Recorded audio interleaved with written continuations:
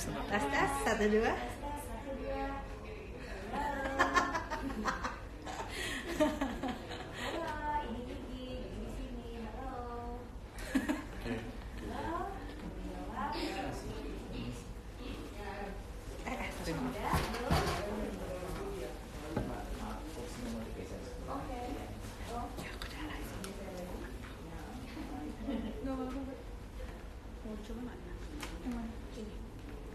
Ini Mbak. Yang 2 Agus bantu. Ngapain dulu? Aku aja sini biasanya boleh tidak? Ini lucunya, ini colok di handphone. Pastiin apakah ada perubahan dengan pakai ini atau enggak. Kalau enggak coba aja. Berarti nyoba dulu nih. Iya. Trial dulu. Kalau ngeliatin di IG lu. Pegang sama satunya kan kayaknya.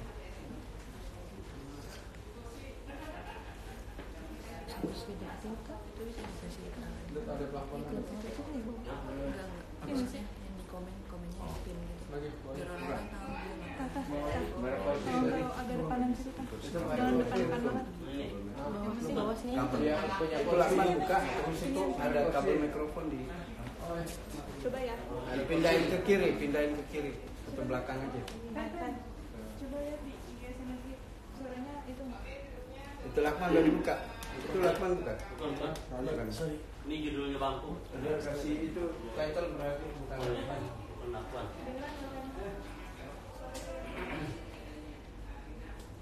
Ya. IG SMS itu. Itu berarti kan keganggu dompet kayaknya. Ada ke tengah Bu posisinya. Ada ke depan. Ya, jangan ini. Keganggu dompet kali itu ya. Itu dong. Bukan. Kayaknya kan suaranya. Bukan. Ya. Ini IG SMS live ya. Kedengeran nggak suaranya? arahnya? Bantal boleh dipangku. Oh. Kalau ibu nggak nyaman dengan bantal boleh dipangku. Udah. Yang penting ibu nyaman. Ya? Buat enggak suara. Jangan ya. Nanti ini si Mas itu tuh. Ayo, lagi. 1 menit.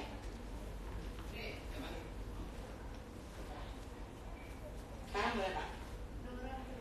Kedengeran enggak kan? Oke.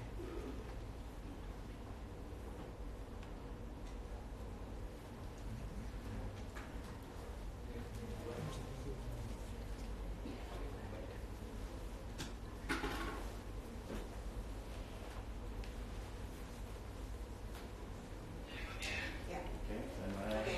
Senyum.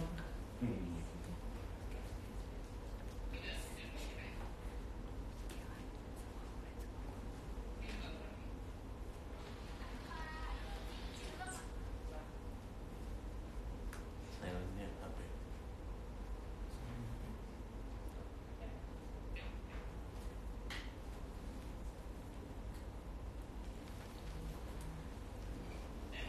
Oke.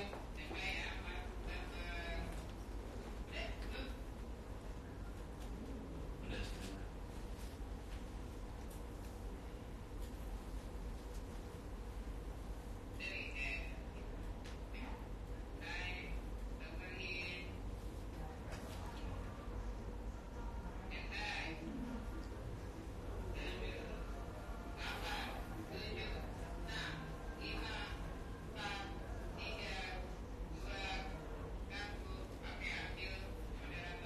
Hai semua murid, semua guru, selamat datang di Ngobrol Publik Online dalam rangkaian acara Pesta Pendidikan 2019.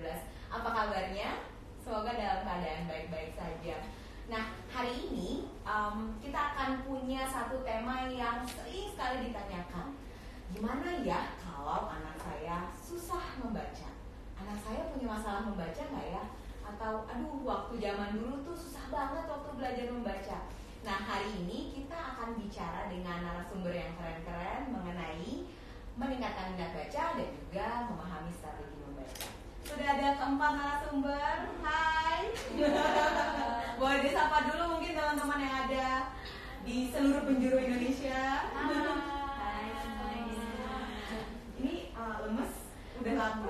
gimana? Belum pemanasan. Belum pemanasan.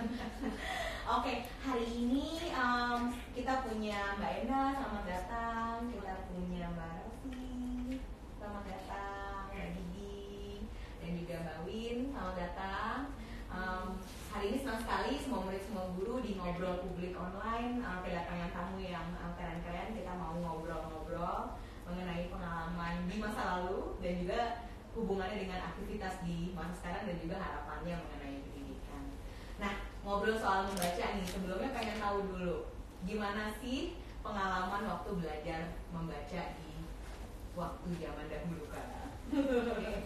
Pengalamannya boleh pengalaman berhasil, boleh juga pengalaman gagal. Kita percaya sekali bahwa dari pengalaman gagal dan juga pengalaman berhasil kita bisa belajar. Siapa yang mau mulai duluan mungkin? Oke, boleh silakan Mbak Win. Aku masuk sekolah tuh termasuk usia yang muda, jadinya kesannya terpaksa banget untuk belajarnya tuh terasa banget ya. Jadi orang tua tuh yang zaman dulu kan kita belajarnya agak sedikit kasar ya, nggak kayak zaman sekarang tuh yang semuanya mungkin serba ada gitu. Jadi pengalaman walaupun buruk tapi ya berkesannya itu iya paksaan, tapi hasilnya terasa sih. Jadi karena usianya terlalu muda, masuk usia TK, terus ketika di SD juga, jadi teman-teman aku usianya terpaut 1-2 tahun. Jadi aku merasa lebih secara fisik Paling kecil gitu ya. tapi secara psikis dan itunya harus sesuai dengan mereka. Gitu ya. Oke. Mbak Didi mungkin mau cerita sedikit. Dulu yang aku ingat ya, alhamdulillah sih semuanya lancar-lancar aja. Tapi yang aku ingat banget itu dulu zaman dulu di TK belajar baca itu bareng-bareng sama teman-teman. Jadi benar-benar per huruf, per kata-katanya itu dulu belajar sama teman-teman. Jadi kalau teman sebelah bisa, jadi ikut bisa. Jadi benar-benar belajar dari teman, belajar bareng-bareng, seru, dan alhamdulillah nggak ada kendala sih waktu itu. Jadi pengalaman berhasilnya justru ketika melakukannya sama teman-teman ya. Teman-teman gitu. Jadi kalau misalnya lupa yang itu kan ditanya tuh di depan ini bacanya apa gitu. Nanti kalau lupa diingetin sama teman sebelahnya gitu. Jadi seru sih. Baru sih punya cerita nggak? Kalau saya selalu kalau ditanya bukan pengalaman menyenangkan. Oke. Karena saya adalah anak yang susah belajar membaca. Jadi waktu diajari membaca tuh yang ada di otak saya tuh nggak bisa gabungin huruf. Akhirnya terpaksa harus didatangkan guru khusus mengajarkan saya belajar. Oke. Apa yang dilakukan gurunya Mbak Rosi pada waktu itu? Jadi di sebelah saya itu mengeja satu persatu sampai akhirnya saya bisa mendekoding menjadi kata-kata. Mbak Enda punya cerita yang lain mungkin? Ya, saya Enda, saya gitaris dan penyanyi dari Enda Hendresa. Waktu kecil saya suka didongengin sama mama. Jadi dongengin pakai buku dan rata-rata bukunya bergambar. Terus kemudian sambil diajarin. Jadi sebenarnya saya waktu masuk TK sudah bisa baca lancar dan sudah bisa baca koran. Sudah bisa baca koran. Iya. Dan waktu itu juga karena sepertinya juga didukung sama kakak-kakak saya. Jadi memang buku itu memang orang tua langganan majalah, langganan koran. Jadi setiap hari saya selalu didongengin sambil dilihatin gambar. Jadi kayak udah ada rasa keingin tahuan yang cukup besar gitu untuk bisa baca sendiri juga. Karena kadang-kadang suka khawatir, maksudnya bukan khawatir ya, kayak ingin lebih tahu dari yang nyeritain sih suka gitu. Ada punya rasa yang ingin lebih tinggi Iya, ya. kayak punya pengen tahu versi ini benar nggak sih sebenarnya diceritain kayak gini gitu. Jadi begitu sudah bisa baca jadi lebih tahu detail tentang ceritanya itu sebenarnya waktu kecil sih udah seperti itu. Oke, menarik banget ya. Jadi dari keempat narasumber ini tuh aku belajar banget bahwa sebenarnya membaca tuh bukan hanya soal hubungan antara seseorang dan buku atau tulisan, tapi tadi Mbak Didi cerita bahwa ini juga soal relasi sosial dan juga ini juga soal rasa penasaran, curiosity, ingin tahu. Kemudian ada proses di luar sekadar mengeja huruf menjadi susu kata, menjadi kata dan sebagainya. Aku mau dengar dulu nih dari Mbak Rosi. dari Reading Bugs. Boleh diceritain nggak sih Mbak sebenarnya apa sih membaca itu? Kemudian juga mungkin boleh dikaitkan sama apa yang Mbak Rosi lakukan. Reading Bugs adalah sebuah komunitas wadah masyarakat yang mau mengajak orang tua dan guru untuk membacakan buku kepada anak.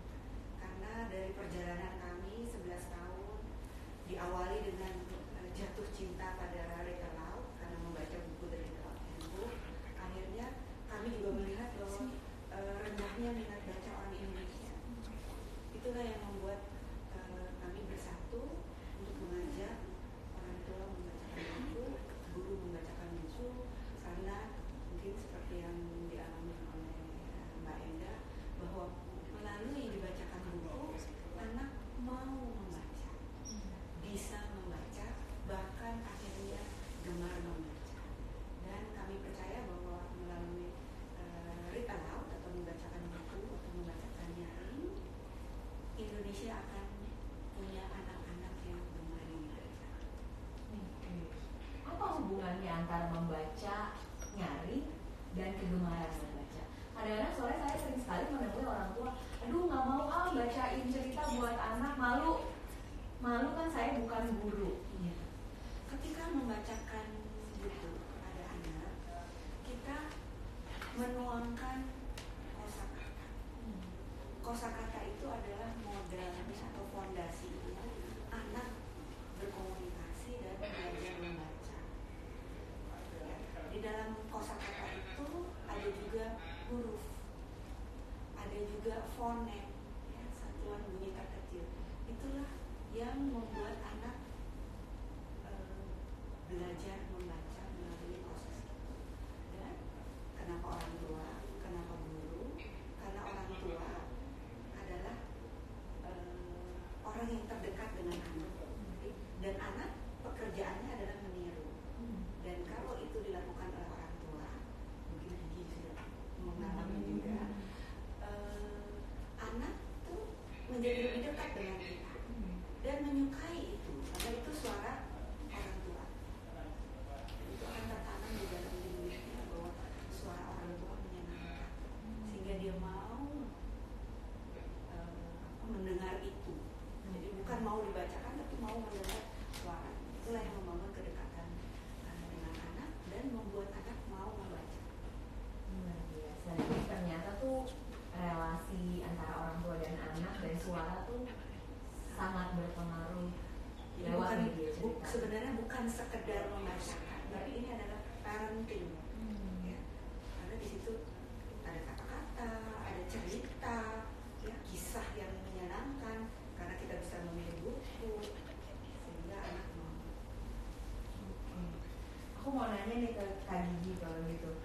Pengalamannya dengan Rafatah dan proses membaca boleh diceritain nggak? Mungkin lebih kalau membaca dia belum sih, baru mengenal huruf, lebih ke yang melihat gambar. Jadi buku-buku itu yang dipilih memang sekarang sih alhamdulillah itu di sekolahnya dia itu memang diharuskan untuk baca buku. Jadi dibekelin buku dari sekolah terus dibacain, terus kita harus kasih reviewnya gitu. Jadi jujur pribadi dulu waktu kecil itu aku tuh suka baca sampai ya SD gitu, SD SMP masih suka baca. Memang kesini tuh enggak gitu, jadi memang tiba-tiba hilangnya majalah, hilangnya segala macam itu membuat aku pribadi tuh nggak jarang baca lagi gitu. Sampai akhirnya di sekolahnya Rafatah itu ada kegiatan itu membaca. Jadi mau nggak mau memang aku paksain gitu, setiap dapat buku baru bacain, setiap beli dapat buku baru bacain gitu. Dan dia juga jadi terbiasa setiap mau tidur minta bacain, walaupun kadang-kadang jadi buat alasan nggak tidur ya. Minta baca buku lagi. Dan memang ya, untuk dia berbicaranya juga jadi jauh lebih bagus gitu, karena dia lebih bisa bercerita. Jadi apa yang aku ceritain kadang-kadang besoknya diceritain lagi masuk buku-bukunya gitu. Jadi memang seru sih, nggak cuma sekedar membaca tapi memang bondingnya ada, dianya juga belajar bicara juga baik gitu. Jadi seru sih memang harus dipaksain dulu. Harus dipaksain. Berat kan sih jadi orang tua buat melakukan itu? Kadang-kadang udah ngantuk deh, itu banyak pertanyaan kan, Iya, pasti iya. kan baca buku segini terus harus harus diulang lagi, itu memang butuh apa ya, challenge-nya tuh di situ gitu. Kadang-kadang kita mau bacain buku yang ini, dia nggak mau baca buku yang itu gitu. Terus challenge-nya lagi karena memang Rafathar itu dari kecil itu memang aku tuh membiasakan dia untuk ngomong bahasa Indonesia, jadi nggak ngomong bahasa Inggris gitu. Nah beberapa buku itu yang dia pilih karena di sekolah pun itu pakai bahasa Inggris, jadi kadang-kadang tuh ini gimana ya baca pakai bahasa Inggris, dia nggak ngerti gitu. Terus ya pinter-pinternya kita sih gitu, jadi kadang-kadang suka mengarang juga sih, yang penting lihat gambarnya terus ya ngarang cerita sendiri gitu. Ya harus pinter-pinter, kalau nggak dia pasti minta diulang lagi, dibalik ke depan lagi, diulang lagi, tadi apa ceritanya mah, belum lagi pertanyaan-pertanyaan, ada misalnya kata-kata yang dia nggak tahu gitu. Terus kadang-kadang kita berpikir lagi, Google dulu itu artinya apa ya, menjelaskan ya Nak ya. Jadi memang belajar membaca itu bukan hanya dia yang belajar, tapi aku sebagai orang tua tuh belajar untuk lebih sabar, lebih membaca lagi gitu. Jadi belajar dua-duanya susah. Bersama-sama belajar. Oke, boleh komen. Minta dibacain itu aja, jadi berulang-ulang. Itu adalah proses belajar. Jadi yang itu yang harus diketahui orang tua. Sama mungkin orang tua bilang, aduh capek gitu, ulang lagi, bahkan satu halaman itu aja itu namanya dia lagi belajar, belum dapat hooknya. Oke. Jadi nggak apa-apa ya salah gitu ya. Oke. Nah sekarang nih aku mau ngasih tantangan. Ada beberapa buku, boleh diberikan mungkin dua buku, dua untuk Kak Enda dan juga dua untuk Kak Enda.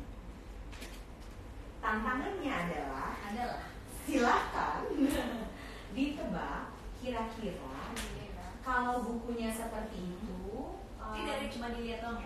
Boleh buka. Kira-kira tepatnya untuk kisaran usia berapa sampai berapa? Oke, ya. Kalau lihat dari gambar, terus dari ini bukunya didominasi sama gambar. Kemudian hurufnya besar-besar dan pakai kalimat-kalimat atau kata-kata yang sederhana. Ini mungkin ya kalau untuk usia 5 tahun, 6 tahun, atau bisa ya sekitar itu ya 5 tahun 6 tahun. Betul? Wah, ada programnya.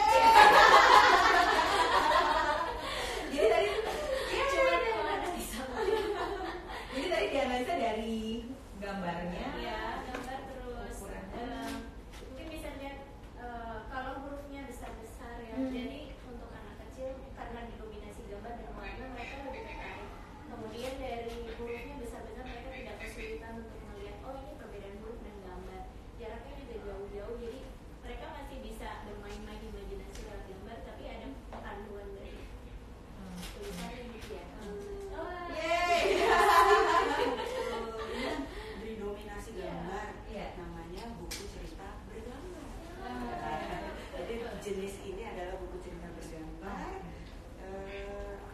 Kalimatnya ini 1 atau 2 kalimat yang besar-besar. Dan kalau buku cerita bergambar namanya gambarnya pun bercerita. Gambarnya pun bercerita.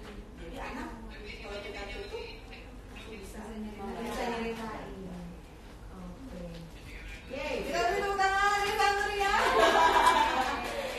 Lagi di gimana tuh? Apa yang dipegang saat Ini ini? kayaknya buku-bukunya aku nih. Kayaknya ini kalau lihat ini Fun with Alphabet ini kayaknya berarti ini belajar, kalau aku lihat di dalamnya juga ini pengenalan kata-kata gitu. Jadi mungkin balita lagi bawah 5 tahun, mungkin 2 sampai 5 tahun. Bawin gimana coba? Bawin apa sih yang apa namanya harus diperhatikan orang dewasa ketika mau membelikan anak buku? Oh iya. Karena ini terjadi apa namanya pada beberapa teman saya yang dilakukan adalah oh iya saya mau anak saya baca buku, saya belikan tapi saya sebab karena bukunya disobek-sobek. Jadi saya nggak mau beliin anak saya buku lagi. Apa sih sebenarnya yang harus diperhatikan orang dewasa ketika ingin membelikan anak buku? Misalnya buku ini ya, kalau untuk anak rentang 1 sampai 5 tahun dia masih eksplor ya, belum tertarik mungkin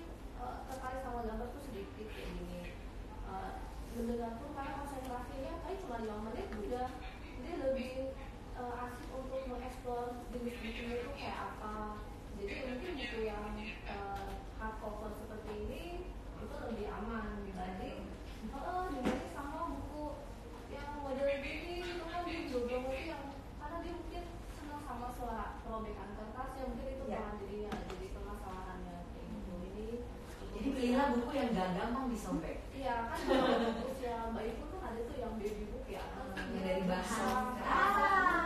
Iya kayak gitu. Jadi hanya untuk gambar, terus dia indra perasanya itu kan masih eksplor dia 1 sampai 3 bisa kayak gitu sih. Kecuali kalau umurnya udah 6 tahun ke atas dia sudah sedikit gambar mungkin sedikit lebih banyak pengen tahu apa sih ceritanya sama apa, dia lebih pilih buku yang aku nggak tahu lagi. Oh ya mungkin kayak tentang sains, terus apa ya, jadi Sesuatu yang nyata gitu ya. Iya, ada di keseharian mereka kan, jadi mereka penasaran mungkin kayak gini. Walaupun ada penjelasan gambar, tulisannya tuh memang agak sedikit panjang, tapi kan mereka tahu oh ya ini tentang yang ada di keseharian tuh loh. Jadi ada range usianya buku apa yang cocok sama anak-anak. Oke. Kalau kayaknya boleh diceritain nggak pengalamannya membaca gitu ya, kaitan dengan pilihan buku dan sebagainya mungkin pada waktu kecil dulu? Oh iya, kalau saya sih sebenarnya mungkin berangkat dari komik. Ya berangkat semua pasti kayaknya ya. Jalan dulu kayaknya. Iya kan jalan dulu ya, terus langganan Donald Bebek, Oke. Bobo, ada Majalah Ananda, zaman dulu ya. Jadi emang gitu banget. Jadi maksudnya memang ada beberapa yang memang ada gambar dan ada teks. Dan kemudian berkembang setelah misalnya waktu itu mama suka cerita wayang. Jadi akhirnya berkembang komiknya arah yang lebih serius, kayak komik-komik R.A. Kosasih yang komik wayang. Oke. Ya dari Pandawa sampai Basara Yuda, Ramayana. Kemudian ada lagi kegiatan ketertarikan. Kan misalnya sudah sampai aku ternyata cerita wayang kayak gini ya. Kemudian nyari kan, kayak sekarang justru malah saya nyarinya kayak misalnya cerita Ken Arok yang memang ada bukunya gitu, aslinya seperti apa. Terus coba baca buku-buku yang lain yang lebih mengarah ke sana. Jadi sebenarnya kadang-kadang ada pengalaman masa lalu yang oh dulu aku tahu versi ceritanya seperti ini. Misalnya dulu juga sukanya Donald Bebek. Semakin kesini semakin tertarik sama cerita Walt Disney, biografinya sih yang bikin tokoh Donald Bebek gitu. Jadi ada keterkaitan kalau menurut aku antara pengalaman masa lalu dan kemudian berkembangnya sesuai dengan apa yang sudah kita terima di masa lalu itu. Seperti juga misalnya kalau masa saya kecil saya suka dengar lagu misalnya contohnya Beatles gitu ya. Terus kemudian ya dulu cuma dengar lagunya. Kemudian ketika sudah bisa baca liriknya. Memahami liriknya, misalnya tiba-tiba baca lirik lagu Let It Be yang sangat bagus banget dan mengungkap nih. Terus kemudian baca artikelnya tentang tentang gimana lagu itu tercipta. Kemudian makin seru lagi, berkembang lagi biografinya Paul McCartney gitu. Paul McCartney sendiri seperti apa. Kemudian baca lagi biografinya Beatles. Jadi apa ya? Yang membaca itu buat saya adalah experience. Gimana caranya supaya bisa selalu lekat dengan buku yang memang punya experience yang sama dengan saya. Itulah sebenarnya pentingnya banyaknya berbagai macam literatur. Semakin banyak koleksi buku ya, entah yang bisa didapat di lokal ataupun di internasional gitu ya, kita jadi punya banyak akses kan untuk mengakses memori, untuk mengakses kenangan, untuk mengakses wawasan dari berbagai latar belakang yang ada gitu. Itu sih kurang lebih Luar biasa ya. Jadi karena kenapa pertanyaan itu tuh jadi penting, sering sekali orang dewasa, orang tua, kakak, tante, kakek dan nenek ketika melihat anak-anak membaca komik itu dianggapnya menjadi sesuatu yang tidak serius. Iya. Kenapa bacanya komik terus, bacanya koran atau bacanya sesuatu yang... Tapi kalau dilihat dari pengalamannya Mbak Ina tuh justru itu karena dari pengalaman itu kemudian menggali kemampuan membaca yang lebih, memaknai hal yang lebih banyak, dan juga memberikan pengalaman ya. Dan seperti ini aja, bahkan ini kayak saya baru beli bukunya Steve Jobs, padahal sudah punya buku biografi yang teks. Tapi kenapa saya beli ini? Karena ini ilustrasi yang kadang-kadang malah ketika dia dalam bentuk teks nggak banyak hal detail yang saya nyangkut gitu ya, yang menarik gitu, cuman hanya poin-poin tertentu saja gitu. Tapi begitu baca komiknya ada beberapa ilustrasi visual yang kayak gampang diingat dan justru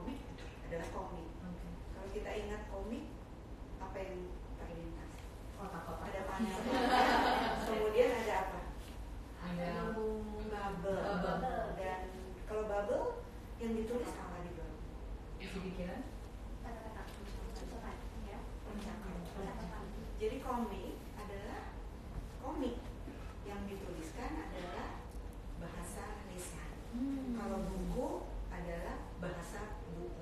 Oh, iya. Jadi kalau saya nggak tahu usia berapa ketika mulai membaca komik, saya harap sih setelah lancar membaca. Gitu.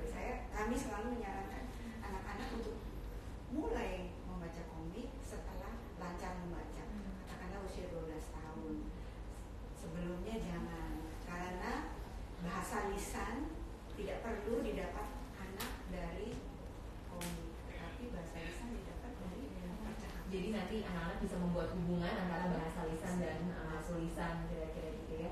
Tapi kalau boleh saya simpulkan tadi tuh ada banyak sekali pengalaman dan juga strategi membaca yang bisa kita tangkap dari berbagai macam sumber gitu ya.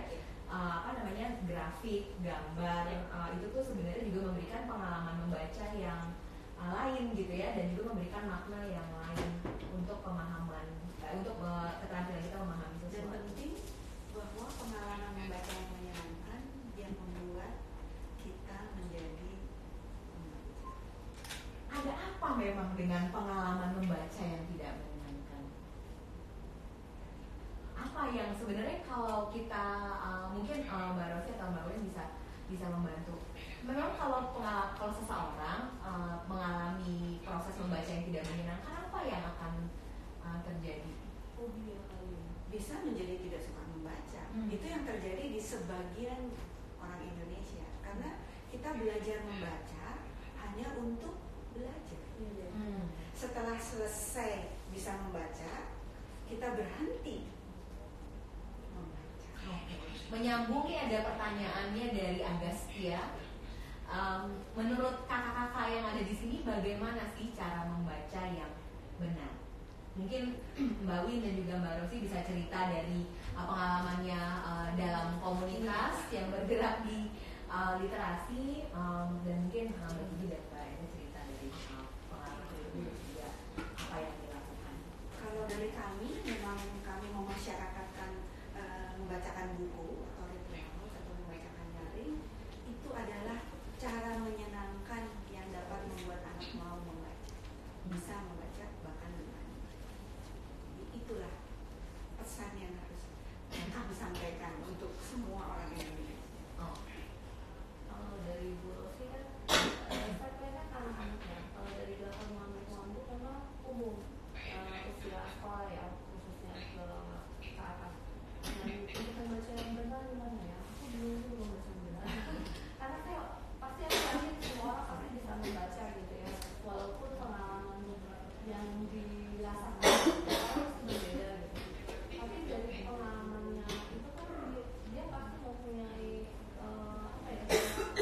Kenapa sih kalau misalnya gue nggak bisa baca, aku nggak bisa baca, tapi kan ada mungkin dia punya problematik ketika pengalaman saat membacanya gitu kan. Nah itu kan malah ada mungkin beberapa orang yang malah semakin penasaran, gue harus bisa baca nih. Mungkin dia membandingkan dengan saudaranya di rumah kan, gue harus bisa baca daripada kakakku gitu misalnya. Kayak gitu sih menurutku berdasarkan dari pengalaman.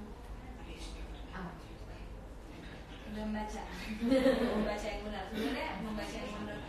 Kalau membaca yang benar itu kan ya pasti nggak boleh gelap-gelap. Iya, tapi kalau itu memang aku ada relate, karena aku dulu suka banget baca itu di jalan dan baca di tempat gelap. Mataku tuh waktu itu jadi umur kelas 3 SD tuh udah minus. Cuma sebenarnya lebih ke gini sih. Dulu tuh ada beberapa tuh ngeliat kalau baca buku tuh ngeliat temen, kayaknya dia baca buku ini deh, kayaknya asik gitu ya. Cuman aku pribadi tuh dulu sempet kayak gitu ikut-ikutan, tapi setelah udah gede kayaknya gue mau baca yang gue suka gitu. Mau orang bilang itu kayaknya, aduh kok bacaan lo gitu banget deh gitu kan, maksudnya kayak itu kayak bukti ya kayak gitu-gitu kan, maksudnya kayak bacanya aduh yang gitu banget ya, tapi ya kita baca yang emang kita seneng gitu. Kalau aku pribadi suka baca majalah, suka bacanya Ciklit, suka baca yang seru-seru aja, nggak suka yang mikir gitu. Kalau dulu kan lebih mikir, harus baca buku yang kayaknya wah pintar gitu kelihatannya gitu kan. Tapi lebih kesini tuh lebih aku baca yang gue suka gitu, yang bikin relax, yang bikin seneng gitu. Ya, jadi strateginya buat Mbak Gigi itu mengetahui minat apa yang disukai, kemudian membaca. Kalau untuk Mbak Eda, kira-kira apa yang bisa dilakukan? Mbak Eda ini kan musisi. Musisi juga tidak akan pernah terlepas dari yang namanya kegiatan membaca. Iya. Kira-kira lewat musik, lewat kegiatan berkesenian apa yang bisa dilakukan? Iya, ini menarik sih. Kalau dulu saya, kan mama dulu juga pemain gitar dan nyanyi ya. Jadi banyak menjelaskan lirik gitu dengan nyanyi. Dan misalnya kayak ada lagu country, "A tiny yellow ribbon round your old tree" gitu. Mama ada liriknya. Terus kemudian dijelasin ke saya, dia nyanyi dulu sambil nyanyi gitu. Terus dia cerita, jadi ini ada kisah seorang narapidana yang ketika dia pulang, dia tuh nggak tahu apakah dia masih dirindukan atau enggak ya di rumahnya. Pokoknya dia ngirim surat ke rumahnya, kalau kamu masih menginginkan aku pulang ke rumah, pasanglah pita-pita di pohon-pohon. Gitu. Maksudnya pita satu pita mungkin aja kalau memang kamu ingin aku pulang. Dan ketika dia naik bis dan sampai depan rumah, makanya ada ribuan pita di pohon digantung. Jadi kayak, nah terus kemudian dari situ si mama habis nyanyi, main gitar, terus ngasih liriknya. Padahal aku tuh masih kecil sekali, mungkin kayaknya masih TK ya. Dan itu lirik bahasa Inggris gitu, bahasa asing. Tapi diajarin cara nyanyinya, kemudian ini baca ini seperti apa. Waktu itu mungkin nggak 100% paham ya. Nah semakin kesini, saya sepertinya semakin men-challenge diri saya gitu. Ketika misalnya saya mau buat lirik lagu, ya atau misalnya mau bikin lagu tentang sesuatu, biasanya saya baca tentang, misalnya saya ingin bikin lagu tentang seorang guru yang harus menempuh jarak yang cukup jauh ke sekolah untuk belajar. Berarti saya harus punya referensi gitu. Ya mungkin diimajinasikan saja bisa, tapi imajinasi tidak akan terjadi kalau kita tidak ada referensi. Jadi buku adalah salah satu di mana saya harus nyari, ada nggak ya buku yang menceritakan tentang itu, dan saya kemudian bisa. Dan bisa jadi juga misalnya ketika itu berkembang menjadi ide yang berbeda, misalnya seperti Adi Reda ini, dia membuat buku puisi. Saya ini juga mengangkat dari puisi Gunawan Muhammad, tapi kemudian ada CD lagunya. Dan bisa jadi juga misalnya ketika nanti suatu hari saya membuat buku, ada CD-nya menceritakan tentang suasana setiap babnya gitu, seperti juga yang dilakukan Dewi Lestari gitu. Itu adalah salah satu atau salah beberapa cara untuk gimana ya supaya orang berangkat dari bentuk seni yang lain ke bentuk karya yang lain untuk ke peminatan membaca buku. Dan ketika itu dibaca kan akan ada, wah ada excitement yang berbeda ketika dengar musik begini, ketika membaca begini. Jadi semua bisa termanfaatkan lebih baik itu seni-seni yang lain untuk mendukung bahwa ini ada referensi buku bagus, ini ada bagaimana kita bisa melihat sebuah sudut pandang. Mungkin kalau lagu hanya sampai 1 bait, 2 bait, tapi dalam buku itu bagaimana caranya supaya bisa menyampaikan itu dalam 1-2 bait, itu kan mereka harus baca dengan keseluruhan gitu. Itu sih. Ya. Ini apa yang baru saja disampaikan Mbak Ina itu sebenarnya membuktikan bahwa membaca itu bukan sebuah disiplin yang berdiri sendiri, tapi juga sebenarnya terkait dengan banyak sekali pengetahuan, pengalaman dan sebagainya. Jadi kalau belajar baca ya nggak cuma belajar buka buku bahasa Indonesia dan belajar mengingat, bisa melakukannya lewat musik, lewat lirik dan sebagainya. Begitu pula ketika sudah bisa membaca juga bisa kemudian mentransfer kemampuan bacanya dalam bentuk yang lain. Baik, terima kasih narasumber yang baik-baik hatinya sudah datang ke sini dan berbagi ilmu.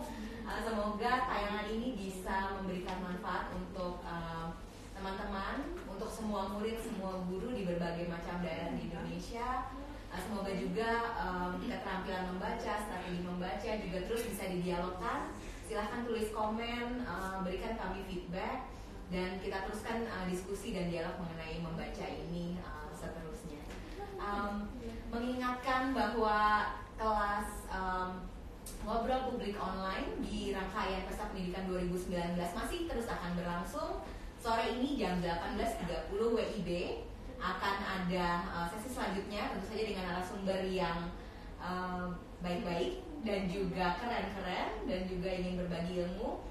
Ada Dear Netizen, judulnya kira-kira tentang apa ya? Dan juga nanti di jam 20 WIB akan ada dialog mengenai karir guru, dan juga akan ada narasumber yang bervariasi. Sebelum kita tutup sesi ini, teman-teman apabila ingin membantu untuk mendukung mendukung komunitas dan organisasi yang bergerak di dunia pendidikan, teman-teman bisa berdonasi lewat kitabisa.com/kerjabarengan. Semoga dengan dukungan semua pihak, semua pemangku kepentingan untuk mendukung pendidikan Indonesia bisa jadi lebih baik lagi. Saya tutup sesi ngobrol publik online di sore hari ini. Terima kasih, sampai jumpa lagi. Dah.